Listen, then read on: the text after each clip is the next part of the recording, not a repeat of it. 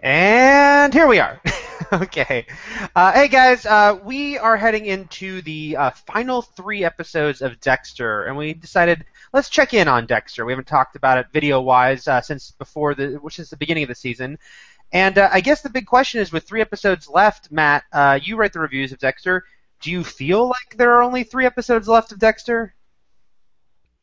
Do I? That's a weird question. Do I feel like there are only three left? Yeah, I guess. Well, does it feel like a show? I'm not feel like a show that's in its final 3 episodes. No. I mean, 3 episodes is. I do believe 3 episodes is enough to change that. Like within 3 episodes, they can go completely nuts and get intense, do like drastic things that need to be done to make the season feel more final, and not like it's just holding in a holding pattern for a potential spin-off by keeping the status quo, you know? Yeah. But it definitely wasn't present in the last couple episodes, so it would have to start immediately within the next episode and then continue for the next 2. I mean, 3 episodes is a long time for a 50-plus minute show. That's true. So I think it's possible. Here's what's giving me a tiny sliver of hope is the fact that we get screeners for the episodes, and the only time that they haven't put a screener for an episode up on the Showtime site is for the season 6 episode that dealt with the big twist with Edward James Olmos. Your favorite? Then my absolute favorite Dexter episode, and then the finale of last season. Right. Which was a big deal. I had a big shocking cliffhanger-y type ending. Now they're not putting up the next 3. Mm-hmm. So they're not just not putting up the finale, the final episode of Dexter, they're not putting up the final 3, and I was told because there are too many spoilery type things, so that gives me a little bit of hope that these are big moments that they're not risking being spoiled by the media, and that an indication that they might not be playing it as safe as they have been this season. Because going into the season, there was a lot of talk about it's all going to be about Dexter versus Deb or something like that. But after the first 4 episodes, that was done. Yeah. And then they brought them back together, and now they're fine and having dinner. And I do see sort of merit in that because I don't completely hate it, even though it was way more interesting when they were at odds. But my fear is that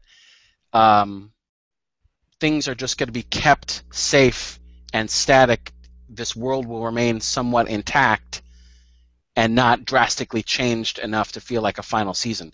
And I mentioned in my review, and it's a bit hacky to compare it to other better shows, but Breaking Bad, every episode is so intense and so integral in this final 8 episodes, and doing so much and changing the relationships so much, and each episode is delivering to the point where now we're like, who's going to die? When are they going to die? How dark is this going to get? And Dexter, the feeling is like, how dark isn't this going to get? Right. It's just not, the confidence just isn't there.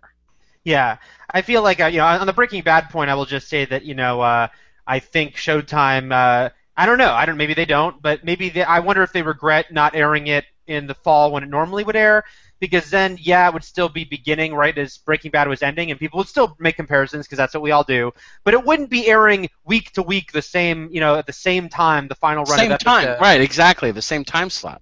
And it's losing, so it's lost the buzz war. Everyone's talking about Breaking Bad's ending. Well, first of all, the buzz for Breaking Bad, these final 8 episodes, is nuts. Right. The Twitter tweet-alongs were picked up greatly, I think, towards the end of season 4. Yeah. And now it's just, you'd think it was the most, highest rated show on TV, the way the internet treats it. But and again, it's one of those things where you kind of wish it had been present earlier in the run, and but then maybe if it had been present earlier in the run, it wouldn't be at the point it's at now. So but Dexter is not. It's not doing Dexter any favors. I mean, granted, Dexter's not doing Dexter any favors, but also airing it simultaneously with Breaking Bad. I mean, Dexter was coming off of, what I know you and I both thought, and I think most fans felt was a very strong season, especially because it was a rebound season, since so few of us were happy with season 6. I mean, it was a rebound season, but I do think it had its own strengths and merits on its own because it got to a place that a lot of people were anticipating, and I thought handled it very well. The Yeah, no, whole I Dexter think Deb. Yeah. Yeah, I think it was one of the best seasons of the show, and it's just a shame because if they'd kept up that momentum, if they'd kept up, that strength, I think a lot more of us would be very excited about Dexter right now.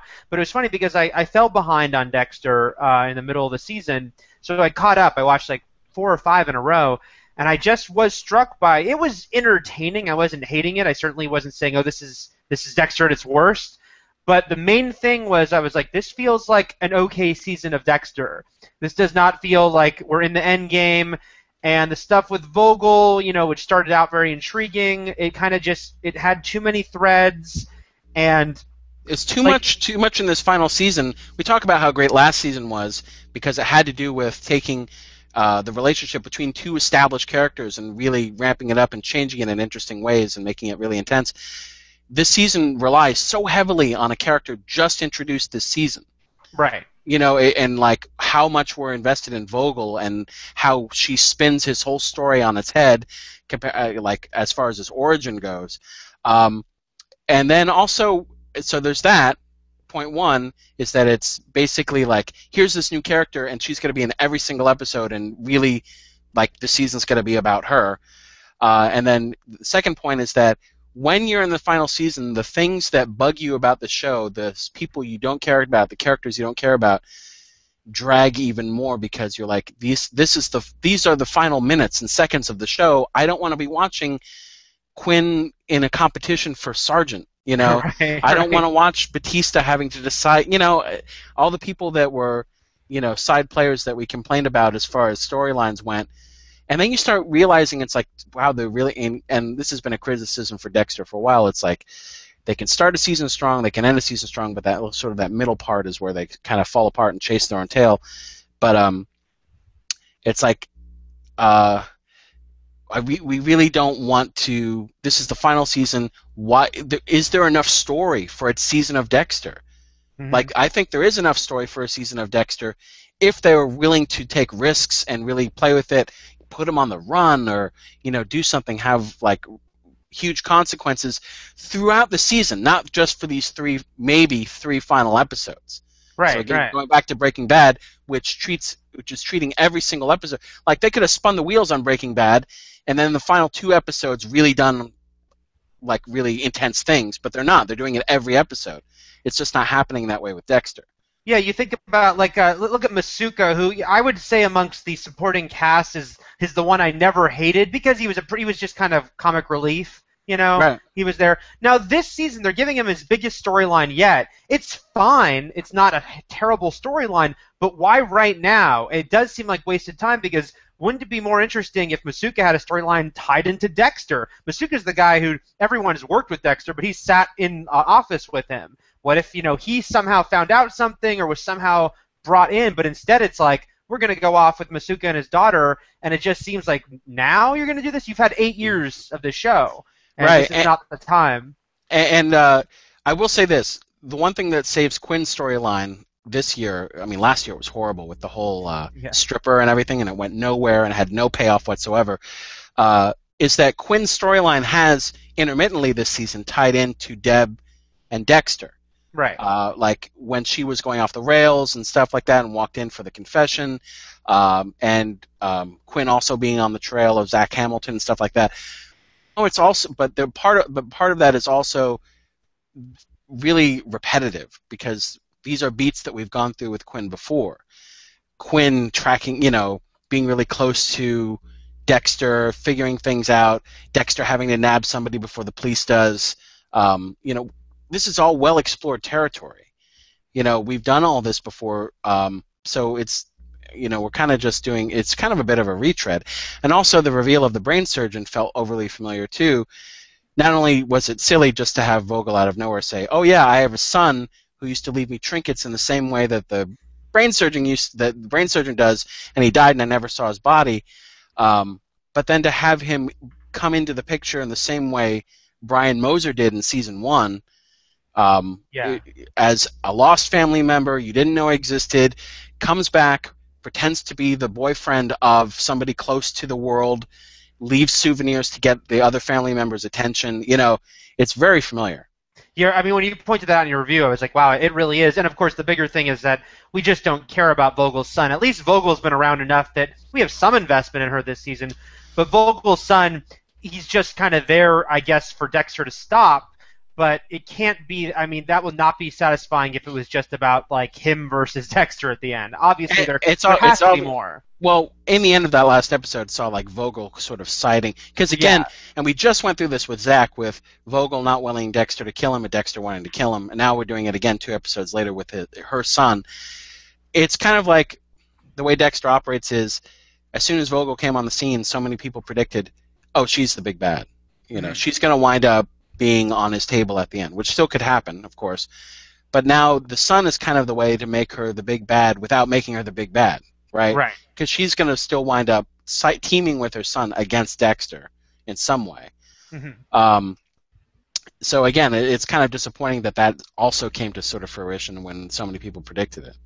They have, of course, the one thing that made it seem like we're in the final season story-wise was just having Dexter even say to Hannah, let's leave together. Let's go start a new life. Again, so the next episode, which is called Goodbye Miami, and is not being put on the Showtime screening room online because of spoilers, I'm hoping will give us sort of a shock to the system. Will throw that world into upheaval like we need this season to be.